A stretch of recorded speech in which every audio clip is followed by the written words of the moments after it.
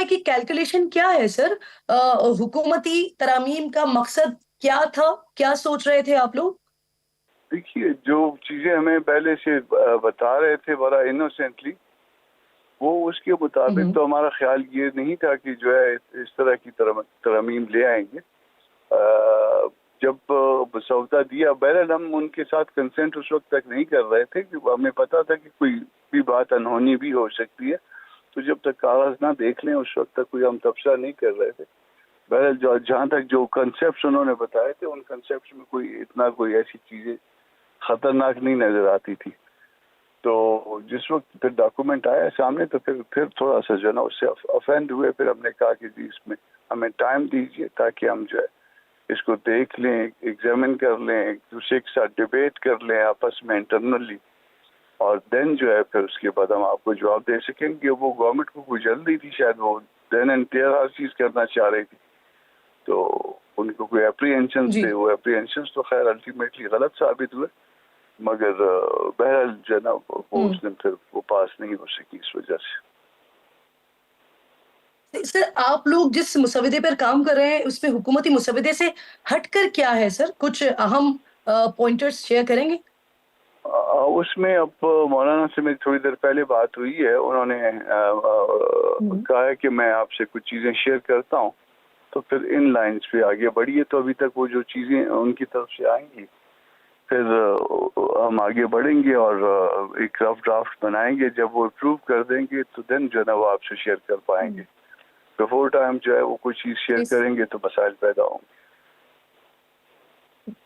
अभी अभी तक आपके साथ शेयर नहीं किए गए हैं हाँ, या मुझे आप अभी मुझे शेयर मौलाना करना साहब नहीं ने चाह कोई रहे? इंस्ट्रक्शंस देनी है। उन्होंने कहा, मुल्तान में थे आज, उन्होंने इंस्ट्रक्शंस देनी है। उन्होंने कहा सर। कि और मैं आ जाता हूँ तो फिर आपके साथ बैठ भी जाएंगे और आपको बता भी देता हूँ जो जो जिन लाइंस पे आपने बढ़ना है, वो चीज़ें आ जाए तो फिर उसी हिसाब हम्म। से फिर इंशाल्लाह ताला। सर, स्पीकर ने इलेक्शन कमीशन को खत लिखा है कि अगर मखसूस नशिस्तें हुकूमत को मिल गई, तो आपको लगता है सर कि जेयूआई की अहमियत वो रहेगी जो आज है? फिर तो वो आपके बगैर ही मंजूर करवा लेंगे ना सर, जो खत अब लिख दिया गया है स्पीकर की तरफ से? देखिए, जेयूआई की अपनी अहमियत है। हमारी अहमियत ये नहीं है कि हम कोई गलत काम करें या अच्छा काम, हमसे बुरा काम करवा लिया जाए। तो हमारी अहमियत एज ए पोलिटिकल पार्टी है। हम अगर वो फर्ज करें कि खुद ही पास करवाना चाहते हैं तो करवाने में हमारे लिए आसानी हो जाएगी। हम पे कोई ऐसा इल्जाम नहीं आएगा मुस्तकबिल में। सही। सर, जेयूआई के इंट्रा पार्टी इलेक्शन का मामला इस वक्त फिर उठ गया है। रिमार्क्स जो आए वो भी बड़े सख्त हैं, इंतखाबी निशान भी लिया जा सकता है। इस सारे मामले की टाइमिंग जो है उस पर बड़े सवाल उठ रहे हैं। चलते रहते हैं मामले। अभी इस वक्त जो है ना बहस हो चुकी है और रिजर्व हो चुका है केस। तो जब कोई अदालती या नीम अदालती मामला हो और उसमें मामला जो है ना वो रिजर्व हो जाए, तो फिर हम्म। तो फिर जो है उसके ऊपर तबसरा करना जो है बाज़ औक़ात जो है मुनासिब नहीं होता। इसलिए फैसला आने दीजिए, फिर देखते हैं। बिलावल भुट्टो ने कहा कि नून लीग वालों ने उन्हें बताया कि जो मुजव्वज़ा आईनी तरमीम है, इस पर ऑपोज़िशन वाले उन्हें धोखा दे रहे हैं। ऑपोज़िशन नहीं चाहती कि हुकूमत सही तरीके से आईन साज़ी करे।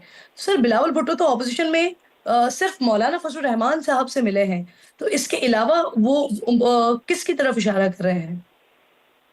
मुझे नहीं पता भी। ये तो बात बिलावल भुट्टो साहब से पूछिए ना। बिलावल भुट्टो साहब से मुतालिक सवाल पूछेंगे, मैं कोई जवाब दे दूंगा, फिर उनकी तरफ से कोई और जवाब आ जाएगा, फिर दो पार्टीज के हुँ। दरमियान टेंशन क्रिएट हो जाएगी। तो इसलिए जो चीज़ बिलावल भुट्टो साहब से मुतालिक है वो उनसे पूछ लीजिए आप ना। जी। कि क्रूशियल टाइम है तो इस वजह से बयान दर बयान नहीं करना चाह रहे हैं। बहुत शुक्रिया आपका। कामरान मुर्तज़ा साहब प्रोग्राम में साथ मौजूद थे।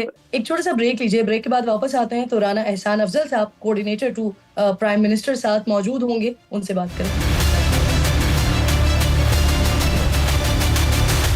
प्रोग्राम में एक बार फिर आपको खुशामदीद कहती हूँ। राना एहसान अफ़ज़ल साहब मुझे जॉइन कर चुके हैं, बहुत शुक्रिया। अस्सलाम वालेकुम राना साहब। सर, सबसे पहले ये फरमाइए, स्पीकर साहब ने कल इलेक्शन कमीशन को खत लिख दिया। आज सेक्रेटेरिएट की तरफ से नई पार्टी पोज़ीशन भी आ गई सामने। इलेक्शन कमीशन के इजलास से भी खबरें हैं कि उन्हें सुप्रीम कोर्ट के हुक्म पर अमल ना करने के मशवरे दिए गए हैं। तो फिर क्या इम्कान है सर कि पीर को इलेक्शन कमीशन मखसूस नशिस्तें फिर से उन्हें ही दे देगा जिनके पास थी? बिस्मिल्लाहिर्रहमानिर्रहीम। देखिए, ये तो हमें पीर तक इंतज़ार करना पड़ेगा कि वो क्या हुक्मनामा जो है वो जारी करते हैं। इलेक्शन कमीशन जो है आईनी तौर पे आज़ाद अदारा है, तो वो क्या जारी करेगा वो तो पीर तक हमें इंतज़ार करना पड़ेगा। लेकिन बिल्कुल जो स्पीकर ने किया है, उन्होंने पार्लियामेंट की बालादस्ती को कायम किया है। और ऐसे नहीं हो सकता कि आप जो है वो कानून का तशरीह करने का जो आईनी मैंडेट आपको मिला है कॉन्स्टिट्यूशन के मुताबिक सुप्रीम कोर्ट को, वो उस करे, उसको अमेंड करे या कॉन्स्टिट्यूशन को क्रिएट करे। तो मैं समझता हूँ कि स्पीकर ने अगर ये जो है वो स्टैंड लिया है तो उसको सबको सपोर्ट करना चाहिए। पार्लियामेंट की बालादस्ती को वो सपोर्ट कर रहे हैं। और ये इस तरह के फैसले, जिस तरह 63A की जो तशरीह की गई, और फिर ये जो अभी जो पीटीआई को जो है वो SIFC में जहां लोगों ने हल्फ दिए, उन्होंने हल्फनामे जमा कराए, उन्होंने उसको ज्वाइन किया जमात को बगैर किसी डिमांड के। आप उनको जो है वो पहले आप आज़ाद कर दें, फिर पीटीआई में शमूलियत जो है वो करा दें उनकी। और ये बिल्कुल ही ऐसा मामला था कि जो काम किया वो बिल्कुल ठीक किया। जजेस पे शामिल थे सर, जिन्होंने 39 अरकान को तहरीक इंसाफ का करार दिया था। उस वक्त आप उनके फैसले की तारीफ कर रहे थे और बाकी 8 जजेस पर तनकीद कर रहे थे। लेकिन अब आप 11 जजेस बशमूल चीफ जस्टिस के फैसले को भी गैर आईनी करार दे रहे हैं, राणा साहब। देखिए, बड़ी सिंपल सी बात है ना। एक तो जो चीज़ एक जमात ना वो पिटिशनर थी, ना उन्होंने वो डिमांड की, ना ये किसी की डिमांड थी कि पीटीआई को वो नशिस्तें, मखसूस नशिस्तें दी जाएं। ये तो SIFC का केस था सारा। और आप कैसे कर सकते हैं कि आप जो ने अपनी टिकट्स नहीं जमा कराए, आप उनको सीटें दे दें। जिन्होंने लिस्टें नहीं जमा कराई, आप उनको सीटें दे दें। एक तरफ आपको 63A थी जहां आइन कह रहा था कि अगर आप फ्लोर क्रॉसिंग करते हैं तो आपका वोट काउंट होगा, लेकिन फिर आपके ऊपर कार्रवाई होगी और फिर आपको जो है वो अदालत से। और उस वक्त उसको कानून को तब्दील करके कहा गया कि ना आपका वोट काउंट होगा और आपकी सीटें भी आपसे खाली कराई जाएंगी। और पंजाब हुकूमत को गिरा दिया गया, उस वक्त पूरी एक हुकूमत गिरा दी गई। और फिर जो है उसके बाद आपने वहां इलेक्शन भी कराए। तो वो, और दूसरी तरफ आज आप कह रहे हैं कि जो चीज मांगी भी नहीं पीटीआई ने, वो हम उनको जो है वो उनको झोली में जाके रख देते हैं। जो चीज ना मांगी गई, ना टिकटें जमा कराई गई, ना लिस्टें जमा कराई गई, और आप कह रहे हैं जी ये पीटीआई को सीटें दे दें, जो कि जो है सरासर जिस तरह 63A में आइन को क्रिएट किया गया, रीराइट किया गया, इसी तरह यहां इस फैसले से भी रीराइट किया गया। तो इम्प्लीमेंटेबल, अगर इलेक्शन कमीशन आपको सरनशिस्त दे देता है तो फिर मौलाना साहब की तो जरूरत खत्म हो जाएगी ना सर। तो क्या फिर हुकूमत जो है वो मौलाना साहब को एतमाद में लिए बगैर ही तरमीम मंजूर करवा लेगी?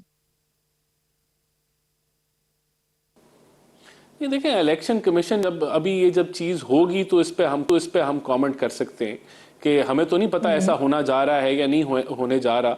तो ये तो बिल्कुल बात ये है कि जो बिल पेश किया गया पार्लियामेंट के जरिए कि जिसके अंदर ये बताया गया कि जो इलेक्शन एक्ट जो इस फैसले को जिस तरीके से रिवर्स किया गया, ये जो अदालत से आया रिजर्व सीट के हवाले से, तो इसमें पार्लियामेंट ने अपना जो है वो लेजिस्लेशन की है। और मैं समझता हूं कि इलेक्शन कमीशन को उसके मुताबिक चलना चाहिए। लेकिन इलेक्शन कमीशन क्या करता है उसके ऊपर हम कैसे कमेंट कर सकते हैं? तो करना होगा कि क्या फैसला आता है, तो फिर इसके ऊपर बातचीत की जा सकती है। मौलाना साहब के साथ हम एंगेजमेंट कर रहे हैं। मौलाना साहब को बिल्कुल हम समझते हैं कि जो जुडिशरी का जो रिफॉर्म का पैकेज है उसको सपोर्ट करना चाहिए। हमारी जो जमात है, हमारी जो गवर्नमेंट है, वो उनके साथ आज भी राब्ते में है, कल भी राब्ते में होगी। और ये तो हम लार्जर कंसेंसस की तरफ तो बढ़ रहे हैं ना। तो हम तो कोशिश कर रहे हैं कि हम सबको साथ लेके चलें। तो ऐसा नहीं है कि उनकी कोई अहमियत में कमी आएगी या कोई ऐसी कोई बात है। ये बाकी इलेक्शन कमीशन का जब फैसला आएगा तो तब देखा जाएगा कहाँ कोई अगर वो ऐसा कोई फैसला करती है कि क्या होता है।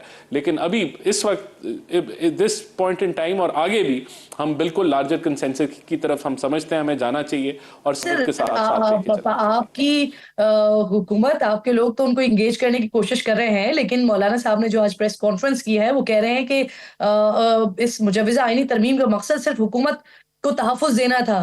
तो सर हुकूमत तो मुसव्विदा भी दिखाने को तैयार नहीं थी, ऐसा कह रहे हैं मौलाना साहब। पूरी ताकत से गलत तरमीम को रोकेंगे। हुकूमत क्यों छुपा रही थी सर? देखें, अभी तो ये मसद्दवा जो है ये काबीना में पेश होना था। काबीना में नुक्ताचीनी होती तो जो CCLC है, जो cabinet committee on legislative cases है, फिर वहाँ जाता। उसके बाद ये असेंबली में टेबल होना था, और जब एक एक तरामीम पढ़ी जानी थी तो उसके ऊपर खड़े होकर वोटिंग होनी थी। तो ऐसा तो नहीं था कि ये सारे प्रोसेस स्किप हो जाते। तो मुसद्दवा बिल्कुल इनसे शेयर किए गए, इनसे बातचीत भी जारी थी, इनसे राय भी ली गई, लेकिन जिस डिटेल में वो चाहते थे उस डिटेल में डिस्कशन नहीं हुई जो अब हो रही है। लेकिन राणा साहब, पिछले हफ्ते तक तो किसी को मालूम भी नहीं था ना सर। नाइब वजीर आजम को, वजीर कानून को, इन समेत कई वज़रा थे आपके जिनको इल्म भी नहीं था। अब आप कह रहे हैं कि इस पर दोबारा से काम शुरू हो गया है, तो अगर काम हो रहा है तो अब मुसविदा कौन तैयार कर रहा है सर?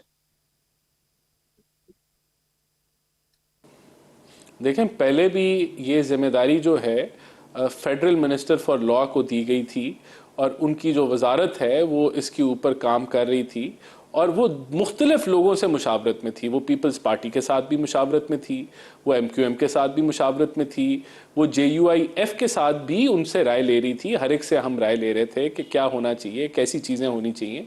कुछ चीज़ें तो चार्टर ऑफ डेमोक्रेसी की हैं, जिस तरह आईनी अदालत बनाना है। तो आज भी वही जो है फोरम इसको तैयार कर रहे हैं, जिसमें लॉ मिनिस्ट्री है, फेडरल मिनिस्टर फॉर लॉ है, और फिर हम दीगर अब इसकी डिटेल मुशावरत जो है वो कोalition पार्टनर्स के साथ हो रही है। कुछ लोगों ने, पार्टीज ने कहा है कि वो अपनी वर्किंग करके कुछ रिकमेंडेशंस देंगे।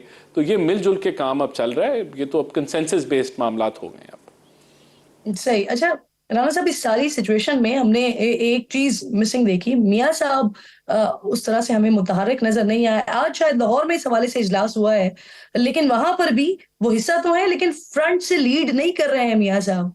वजह क्या है इसकी?